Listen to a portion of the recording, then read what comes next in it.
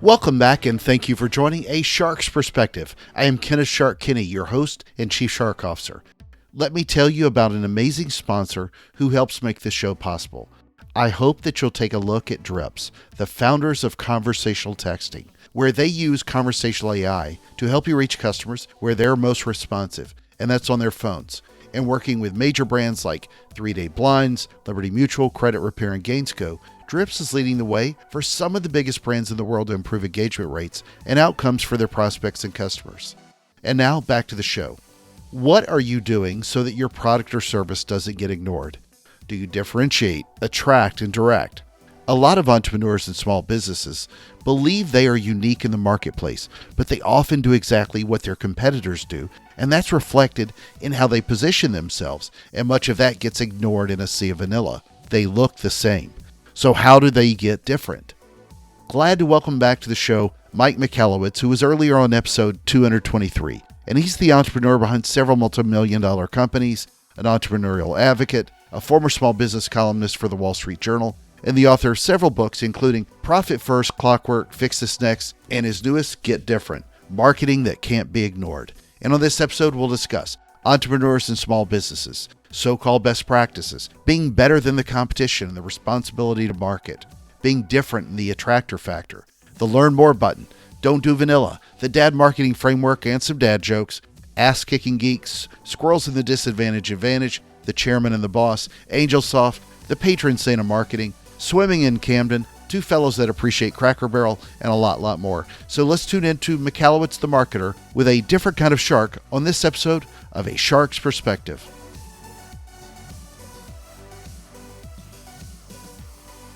Well, Mike, welcome back to A Shark's Perspective. Thank you so much for joining us again. If you would give us a brief overview, if they haven't had a chance to listen to you on episode 223, give us a quick review of who you are and what you do. Sure. It's a pleasure to be back with you, Kenneth. I'm Mike. I'm an author for small business topics. I've been doing this now for 15 years. I'm an entrepreneur. I still am a shareholder in small businesses. I've a couple. And I've fallen in love with the understanding what makes entrepreneurship successful. And it's often not what I was doing or what many people are doing. Usually it seems that often the reality of successful entrepreneurship is the polar opposite of what we're doing. So I wrote books like Profit First, where we're told profit is the bottom line, and in fact crushes us by doing that. It should be the first thing that we address. I wrote Clockwork, which is about actually removing the owner from the business for an extended period of time, not because the owner needs to be removed, but the business needs the owner removed. And different books like that. And my most recent books, Get Different. It's a different approach. It's the essence of what makes marketing effective, but ironically, it's different than what most people do because most marketing is not effective. So I dispel the mistakes and hopefully provide a solution that will serve people in marketing their businesses. Well, I knew you were writing for Wall Street Journal in the past, and I've had this conversation with other people. I've been in the consulting space for a lot of years. And when I got out of it, I noticed how much of the consulting babble lived on in my brain. And when I was working with companies, and this is why I like seeing people like you, like John Jantz, a lot of the people they're working a lot with small businesses and entrepreneurs, is we have to caution ourselves not to regurgitate a lot of the marketing speak that's out there. And I'm curious if you ever fell into that trap, especially when you were writing for the journal, because to your point, a lot of what they should be doing is not what we often hear. Yeah, it's very common. And I fell into the trap, and I fall into the trap of taking best practices, particularly when it comes to marketing, and then replicating them. And they often fail, almost assuredly fail. And the reason is this, is the human mind is designed to ignore almost everything. Like that's its primary function, is to ignore things unless they have significance, threats, opportunities, and different. Everything else gets ignored. Otherwise, there'd be constant stimulus and we couldn't survive. We'd be staring at a pen for hours and say, why is this pen blue? And who invented the word blue? And just go on and on. So ignore until it's relevant. Well, different, and we've experienced this in life. When you're walking down the street and you do that double take, you're like, what? That means your mind, your senses sense something. Your mind opened up and said, I don't recognize this. I must evaluate it, because our mind is evaluating, is this a new threat or a new opportunity, or can it be discarded in the future? So we're constantly in that mode. in our marketing, the mistake I see business owners do is they say, well, I'm just going to take the best practice of what my competitor is doing.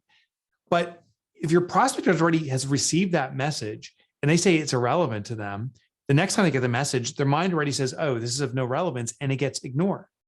That's why next time you go through junk mail, it's true for everyone. Just notice how quickly you roll through it. It's like recycle, recycle, recycle. Oh, there's a check, opportunity. Recycle, recycle. Oh, there's a check, opportunity. We discard the other stuff so quickly. So if we follow that best practice, it's likely to get not noticed. Another example, maybe a little more of a modern example, would be an email, the Hey Friend emails. I remember the first time I got Hey Friend, it was different. It's called the reticular formation, opens up, lights my brain and says, oh, I do that what take. I'm like, oh, who's this friend that I don't know? That's calling me, they don't even call me by my first name. God bless me. Then I read through, I'm like, oh, this is marketing, irrelevant, non-desirable. The next Hey Friend I got, I barely paid any attention to. And since then, I've categorized that as irrelevant. I don't open them, I don't look at them. They go into the spam box. That's how quickly a best practice is defeated. So what we need to do in our marketing, which is effective, is look what the best practices are. And that's the one thing to avoid. Do something that's different, because you want that prospect. The first step in effective marketing is them going, what the what? Yeah. Doing that double take. Well, this is a great way to transition into the new book, Get Different Marketing That Can't Be Ignored. Last time we were talking about Fix This Next, as well as your hierarchy of needs and everything else. But what's the problem that you wanted to fix for people with this book specifically? And what was the intended audience? Was it still going to gear towards entrepreneurs? Entrepreneurs, small business, that's my people. And I'll be a little soapboxy here.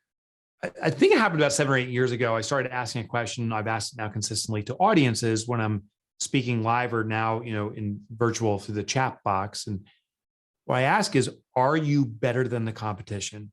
And I would say almost everyone affirmatively and correctly says, I am. And the reason they're better is they're small business owners. So chances are that owner is integrated in the business. They give better service, or they respond faster. They simply care more for their customers. There are specific aspects that make them better than the alternatives. And then my argument is, well, if we're better than the competition, don't we have a responsibility to market? Because if we don't, if we're invisible, the client is still going to buy something somewhere, but if they can't find us, now they're buying something that we've defined as inferior to our option. So marketing is a responsibility. Marketing is the ultimate act of kindness. So I wrote this book for small businesses it starts off with a rallying cry. We need to step up and market. It's the only way to be of service. And we have to make sure we do it right. Basically, what I suggest to small businesses is the world is starving to discover you. You must be discoverable. And then the book outlines how to be discoverable. That's a great point. It's a great segue into the first chapter. What is your responsibility to market? And I love the 3 main questions the book poses. Does it differentiate? Does it attract? And does it direct? Yeah. So let's dive in a little bit further. What is the dad marketing framework? So, and it's funny, Kenneth, I've heard like every dad joke as a result of using that as the acronym. And I will tell you the best joke. This is the best dad joke ever. So I'll use it right now. It goes, when does a good joke become a dad joke? When it becomes apparent. Yep. Yeah. That's the epitome. That's the epitome of a dad joke. So that's the best one. The framework is basically a checklist. We need to assure that all 3 of these elements are in place to give our marketing the best opportunity to succeed. And if we miss even one element, it is so crippled, it will be unnoticeable or ineffective. So the 3 stages or the 3 elements are as follows. D stands for differentiate. What I mean here is don't do what everyone else is doing. The way to get noticed is to get people to do that double take. There has to be a disruption to the pattern, to the white noise. And there's many ways to do it. And I explain in the book some strategies to do it, but first have to be different. The A stands for attract. So not different for different sake is not adequate. This book is not about being outrageous, to dress in your Bozo the Clown costume and walk around with a waka waka horn. That will get noticed because it's different. But does it compel, does it attract the audience you want to speak to? And in fact, many businesses that try to do this outrageous marketing, it's offensive and actually turns away the audience. So we need to stand out and get noticed, but in a way that to the audience that we're trying to serve, they say, oh, that's for me, or this is interesting, or I'm curious about this. There has to be a reason for them to stay. That's the attractor factor. And the last element is direct. This is where we give them a specific and reasonable, that's the key variable there, action to take now they have this information. Sadly, many marketing campaigns end with this great kind of balloon deflating, goes like nothing comes out of it. What we need to do is tell the customer what to do next. It's the call to action. But the key here about this is it needs to be reasonable. Now you have the customer engaged or the prospect engaged. What do you want them to do that's a transaction of sorts, but they feel safe doing? If you were buying a car and you walk into my lot and I say, hey, give me $100,000, we're going to find your dream car. That's so absurd. It's so big, you would never do it. It's probably more reasonable for me to say, give me your cell number and I'll text you pictures of cars in our inventory so you can find your dream car. That's a transaction, permission to market to you, permission to share information. And some businesses go too obtuse, like the learn more button. You go to a website and it says, thanks for coming to our website, learn more, click here. The whole reason we went to the website was to learn more. It's this circuitous pattern. So a direct is a specific and reasonable action that matriculates or moves us toward that final transaction we want to have efficiently. So I want to read you a quick passage I loved in this. It says, different is just a series of steps. This is within that chapter. I'm not going to sugarcoat this. You're up against a powerful force that could take you down before you finish the next chapter.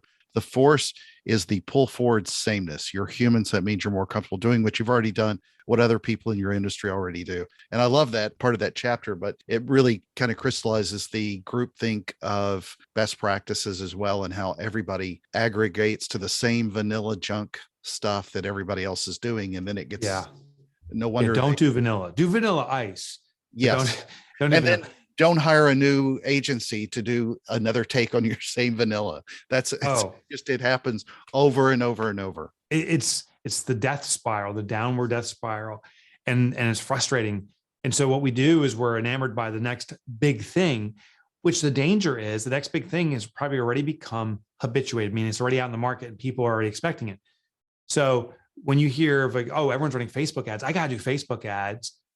It fizzles fast because everyone's already consuming those ads. The effectiveness was great in the beginning because it was different then, but it's become saturated.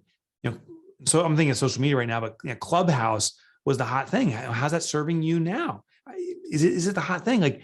So what we need to do is take a real hearty look at our audience and then determine what no one is doing to market to them. And then do that. We can take ideas from outside our industry and so forth.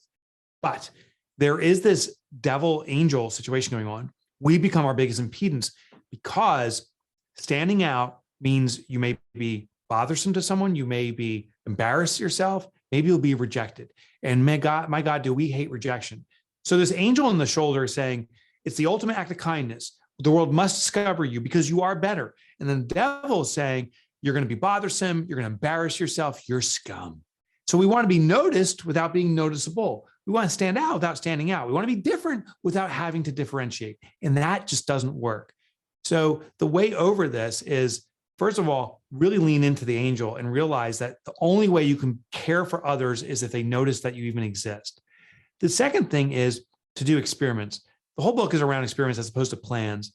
Most people say, I'm going to have a marketing plan. Well, plan means commitment. Experiment means you don't know if it's going to work or not. You give yourself the leeway to try things out. If it fails, it's a learning experience that you can garner information from and learn from. And experiments also mean a small level. I'm not going to spend thousands of dollars on a Facebook campaign. What can I do for a few $100s just to sample something in a way I've never done it before? Maybe sending out postcards when I've never done that before, or some other kind of marketing. So start small, start slow, and let it grow. But we do need to start. We got to lean into that angel and start doing stuff that others aren't doing. When we build that muscle, when it starts being effective, you are being of service to your clients and you'll have confidence to do more of it. Yeah. Let's talk then about attracting for engagement. Tell us the story a little bit about how a bunch of geeks beat up you and your team at Olmec. Yeah. So I have a keynote coming up in January, and my opening line, I think, is going to be something to the fact that I got my ass kicked by a bunch of geeks. And I actually think maybe it's not ass kicked, maybe it's destroyed. I had a business doing computer systems. and installing computer systems. I was a computer guy. I had the generic uniform that all computer guys wore, which was an oversized sports coat that really didn't fit me, with the shoulder pads out a mile. I looked like a human scarecrow, admittedly. And I was duking it out with my competition based upon the quality of my services. I had all the certifications to prove I was better. I had the experience to prove I was better. I had the testimonials to prove I was better. And I would go for a prospect, and so would they. We have to do our RFQs and bidding it out and so forth, and try to get a small project and go again. And then one day, this company, Geek Squad, came in and just obliterated everybody. And they weren't better, meaning they didn't have more certifications. They weren't better, as I defined it, by having more experience, but they were different. They were willing to wear flood pants, a narrow necktie, and glasses with some tape on it. They did a form of performance marketing, just the way they presented themselves. And they instantly became noticeable. The customer did the what? Who's the geek? And who doesn't want a geek fixing their computer? Fast forward today, Best Buy acquired Geek Squad. The combined valuation's over $1 billion. I saw an interview with Robert Stevens, the founder of Geek Squad, and he shared something really insightful. He said, the more ordinary an industry, the greater the opportunity there is to stand out. The more boring things are, the more people follow the same protocol, is actually easier to stand out if we're willing to do different. Now, here's the other ironic or an interesting thing. Geek Squad proved if you're simply willing to wear a costume, you will win business left and right. And it wasn't even like this, it wasn't like a Halloween costume. It was just a few changes. No one has replicated that. I've yet to see another computer industry, it's been 20 years, replicate that. Different is scary for people because the devil says that's embarrassing, you're bothersome, you'll get rejected. But the angel proves when you're willing to do that, like Geek Squad does, you can get $1 billion valuation. Well, it almost seemed authentic because you were able to conceive these people wearing those exact clothes. And totally. I love the point in the book where you talk about all the certifications again, because the customer, they don't care. No. They want to get their problem fixed. And most businesses are going, wait, I've got a gazillion 5-star reviews and all this other stuff. I think it's such a brilliant point. So how should marketers be thinking about designing a directive for results and how we're going to go about measuring how this change will affect our results? Yeah. So we want to start with the end in mind. What's the final transaction we're trying to get to? I call it the who, what, and when, not when, but win, like a victory. Who, what, and when. Who is, the avatar we're trying to sell to. The what is what are we providing to them that's significant. And the win is what's the outcome that we want. And it's not just the outcome for the customer's gain, but for our gain. This is a transaction. So once you define that, then we have to look at the steps that get us there. Marketing is designed to facilitate a transaction, not necessarily directly, but we need to get to that transaction as efficiently as possible. So back to that car example, you may be driving down the road and I have that balloon boy thing, that balloon that kind of flaps around. Yeah. Maybe that garners your attention, which ironically is less and less effective. That was different at some point. Perhaps the first time, Kenneth, you saw it, you're like, oh my gosh, wait, what is that thing? Like I did. But now you see them all the time. Saturation kicks in, habituation. It's actually the most ignorable thing. We're like, oh, another used car lot, and go blowing by. But let's just say, in this case, it got your attention enough, and you said, I need a used car, new car. Let me pull into the lot. When you do, then, so it differentiated by kind of standing out in the noise around us. It pulled you in. Now I'm the car salesperson. I need to give you a direct that's reasonable. Now, the final transaction is I want you to purchase the car, but it's unlikely I would say, hey, buy the car right now, give me the money and we're going to find it. What I need to do is build that trust. And the trust is through a series of transactions.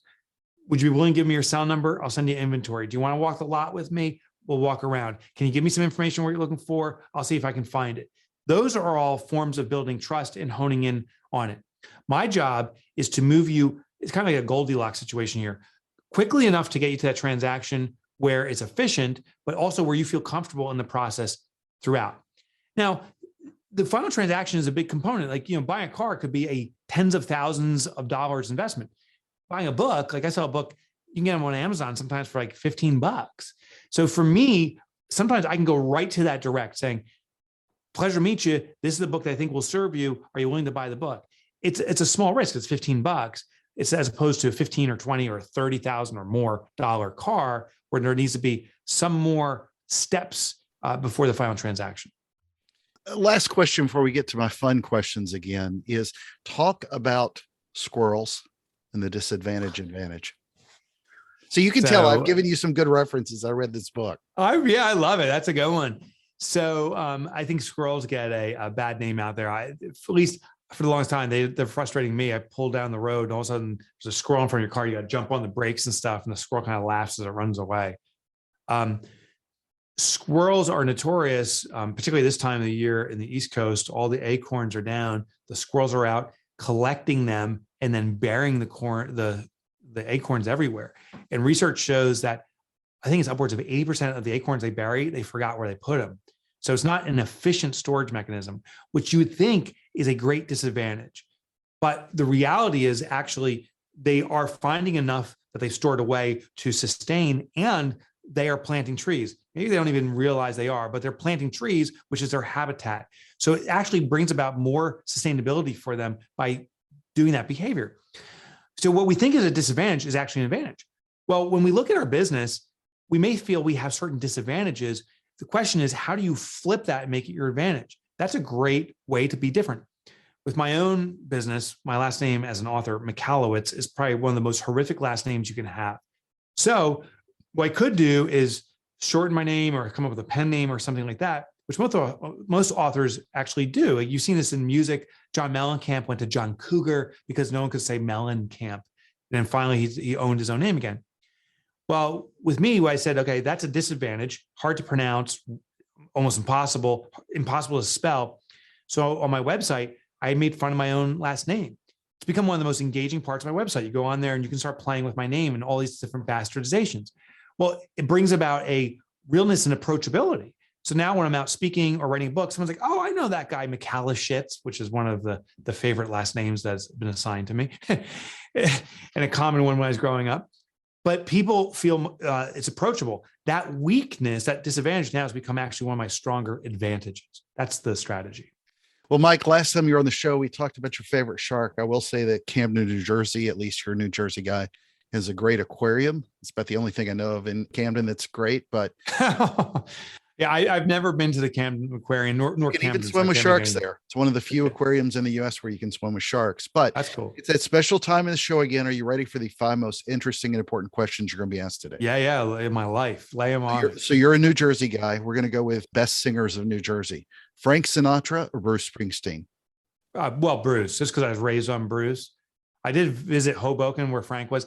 And Frank supposedly said, I'll never return to the city. Now, I don't know the context around that, but I'm like, you're rejecting New Jersey. So I'm all Bruce.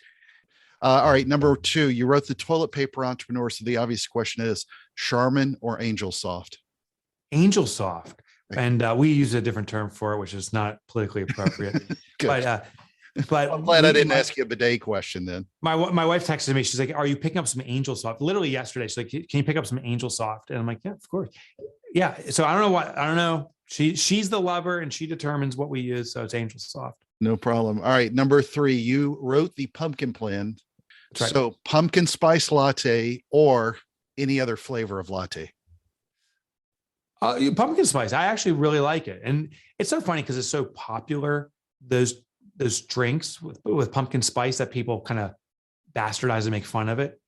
I think it tastes really good. Pumpkin spice. Waiting for like a pumpkin spice toilet paper. I mean, there'll be. Yeah. I've never eaten my toilet paper that I remember. No. Well, number 4. All right. You mentioned patron saint, so I wanted to bring this one up. I've been waiting for the right opportunity.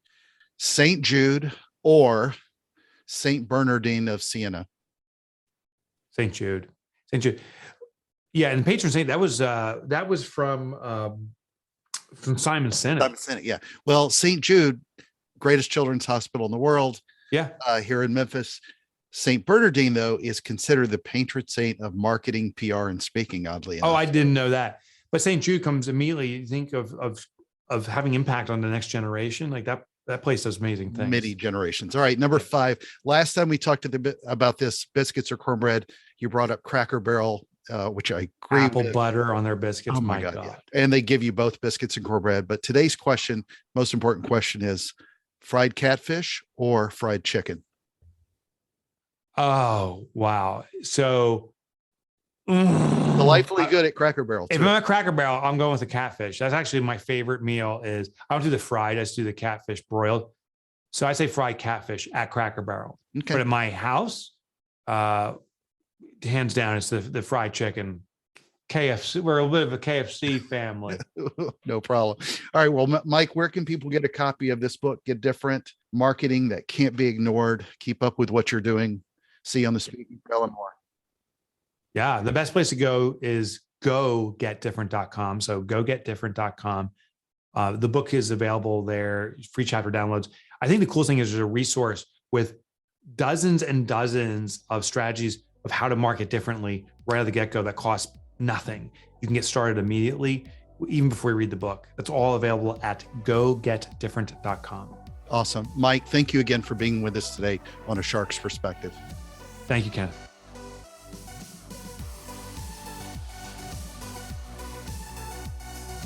So there was my conversation with Mike Michalowicz, the entrepreneur behind several multi-million-dollar companies, an entrepreneurial advocate, a former small business columnist for the Wall Street Journal, and the author of several books, including Profit First, Clockwork, Fix This Next, and his newest, Get Different, Marketing That Can't Be Ignored. Let's take a look at 3 key takeaways from my conversation with him. First, best practices almost assuredly fail. Mike and I were discussing what is often defined as best practices in air quotes. We get conditioned to do what people, always in groupthink, define as a best practice, and it's often only what your competitor is doing. So obviously, that's a best practice. Ignore that mindset, please. Do what stands out, not only what blends in. Keep testing, keep experimenting. See what works for your customers and your business, not just theirs. Second, if you're a business owner, then you likely believe that you've got a unique factor to the market, but you often go vanilla. So many fall into that trap. And then to fix it, you hire agency after agency to change that vanilla packaging. And as he said, when you want to be different without differentiating, then you fail. He goes on to smartly describe committing to that different. You've got to build that muscle in order to be different, to be a better service to your clients and customers, in order to do more. Don't do vanilla, for me, unless it's a latte, and even then, go caramel. Third, great story about Robert Stevens, the founder of Geek Squad. Mike cites a saying from Mr. Stevens when he said, "The more ordinary an industry, the greater the opportunity there is to stand out." Best Buy's Geek Squad is the perfect example here of standing out. They weren't better at hanging your TV or fixing your laptop, as Mike says. They were different. Different can be as simple in this case as a costume. And it's easier to stand out if you're willing to be different. Different is hard for a lot of people to attempt, because it's hard for them to think about getting themselves differentiated. Oftentimes they're scared. So ask yourself, what is your different? Got a question? Send me an email to kenneth@asharksperspective.com. Thank you again for the privilege of your time, and I am so thankful to everyone who listens to this show. Thank you to my sponsor and the amazing team at Drips. Please consider writing a review and letting me know your thoughts on the show. Reach out. Today is the day to be different. I'm going to go be different now and do what others are afraid to do. I'm a shark. Please join us on the next episode of A Shark's Perspective.